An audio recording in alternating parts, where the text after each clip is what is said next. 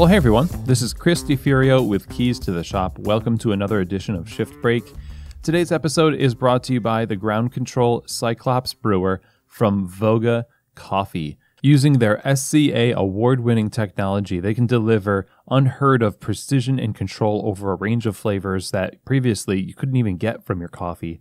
This machine not only makes batch brew coffee perfection, but also tea, batch iced lattes, and batch cold brew. It's got a small footprint. It's easy to use and train your staff on.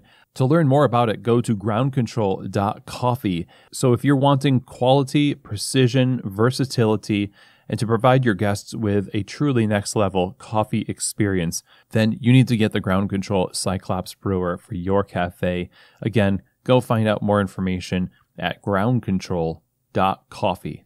This episode is also brought to you by La Marzocco, who has been making espresso machines by hand in Florence since 1927, and they are the global standard for excellence, dependability, and innovation. It's no wonder that La Marzocco is at the heart of so many of the world's best coffee shops and cafes. The machines like the KB90 that introduced straight-in locking portafilters for ergonomics, auto flush for cleanliness, and built-in scales for precision. This, among many other machines that La Marzocco offers, continues the tradition of innovation that makes coffee shops thrive and makes professionals trust La Marzocco. La Marzocco USA is available to help you find the right machine for your shop. All you need to do is reach out to one of their friendly salespeople by emailing info@lamarzocousa.com and also check them out over at their website, lamarzocousa.com. Okay, everyone. Well, welcome to this edition of Shift Break. Today, I wanted to talk a little bit about how to determine helpful quality standards in your coffee shop. You know, one of the main problems that we have is consistency in the cafe. And another problem that we can tend to have is that we determine the quality of what we do based not necessarily on the people that we're serving, but the peers that we have in our industry. And I wanted to kind of give you an equation that I think might be helpful for you to determine how to set up quality standards in your shop in a way that's both relevant and achievable and informed. So the equation goes kind of like this. Your ideals plus customer preference times your shop's capacity equals quality standards.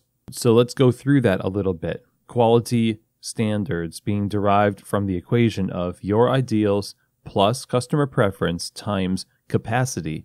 So your ideals come from a lot of different sources. Usually, they'll come from your experience plus the input that you get from outside sources. So that can mean you went to a coffee school, or you had somebody come and train you, or you just have read a lot about coffee, and then you also are a customer of coffee, and so you've tasted a lot of different coffees and experienced various coffee shops, and based on all of that, you've synthesized this idea of what you want from a coffee experience. This is where most of us get our expectations for coffee. It certainly is where your customers get their expectations from coffee. For a lot of us, though, we stop right there and we determine that what we want from our coffee shops has everything to do with, our own personal experiences. And when we don't consider that some of our experiences are going to miss some of what is relevant to the consumer, we do get ourselves in a little bit of trouble because we aren't the average customer. We are in the coffee industry, which means we're a little strange. Most people are not in the coffee industry who are your customers. And because of that, we might have more than an average focus on what the greater industry is doing, what our peers might be doing in coffee. And so while we do have our own preferences, they're constantly being checked by this feeling that we need to adjust what we want or what we desire according to what we think is the most acceptable form of specialty coffee right now. And so inside of our own heads, we're not as objective as we think we might be because we're plugged into the minds of so many other people. And that is where the second part of the equation comes in. While your own ideals, being shaped by your experience in the industry, will sort of give a very high view of coffee, this next part of the equation helps ground you. There are a lot of people who serve a lot of light roasted coffee to people who would prefer mostly medium to even, dare I say, darker coffees, missing the fact that they're not necessarily tuned into what customers want. They're just more trying to give customers what they like and want the customers to sort of conform their tastes to what they're offering. There is a little bit of necessary conforming that needs to happen with consumers. When you're introducing possibilities, you need to have given them the opportunity to taste the variety of things that are available in specialty coffee, and then they'll make the determination for themselves. So you might expose them to a new way of enjoying coffee, and because they've never had that experience before, and they genuinely will change their opinion.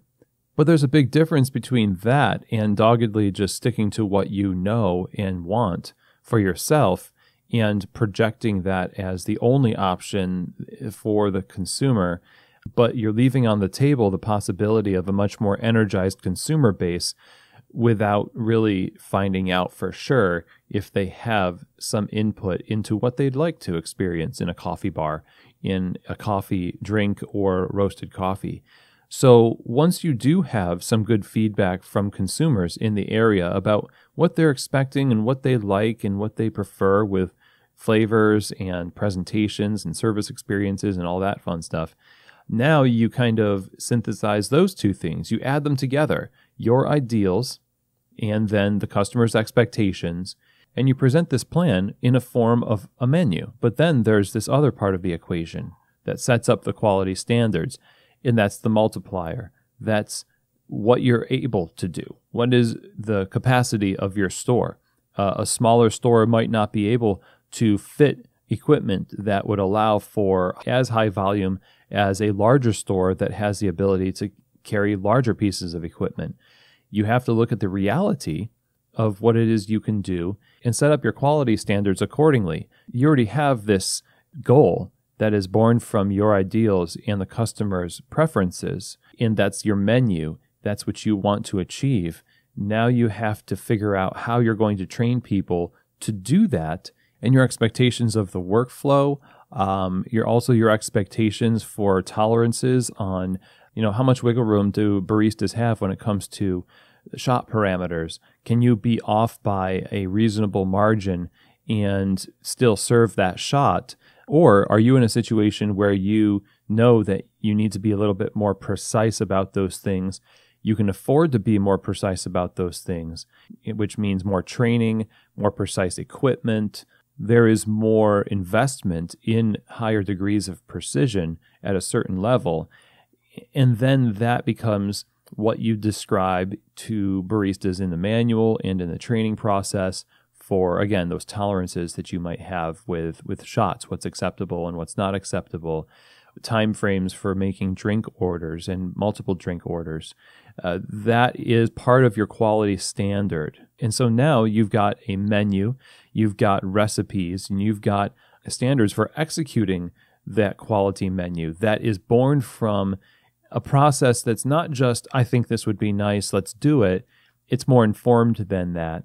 You've actually done a lot of forethought, you've done some research, and you've exercised some self-awareness also in knowing that you needed to do those things in order to have a realistic and more functional standard for your coffee bar.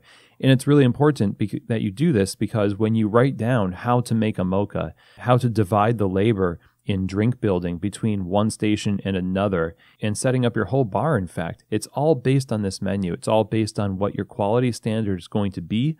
And determining your quality standards has to be a very intentional, mindful thing that will also probably change a little bit as you go, as all things do. Anything written down, anything that is acting as a standard or a guide, you have to hold with an open hand and say, maybe in the doing, we're going to be shown that it needs to be adjusted a little bit. And that actually fits really well with how you determined them in the first place, because it was informed by all the people who have a stake in the cafe to begin with. So that's something I've been thinking about a little bit. In general, the idea of quality needs to be much more specific than it has been in its usage in the past, and specific to your ideals, your customers, your context. That's going to get you much better quality and consistency and an overall better coffee experience at that. So thank you very much for joining me on today's Shift Break. I appreciate all of you listening to the show, and I will see you here next week on another edition of Shift Break. From keys to the shop.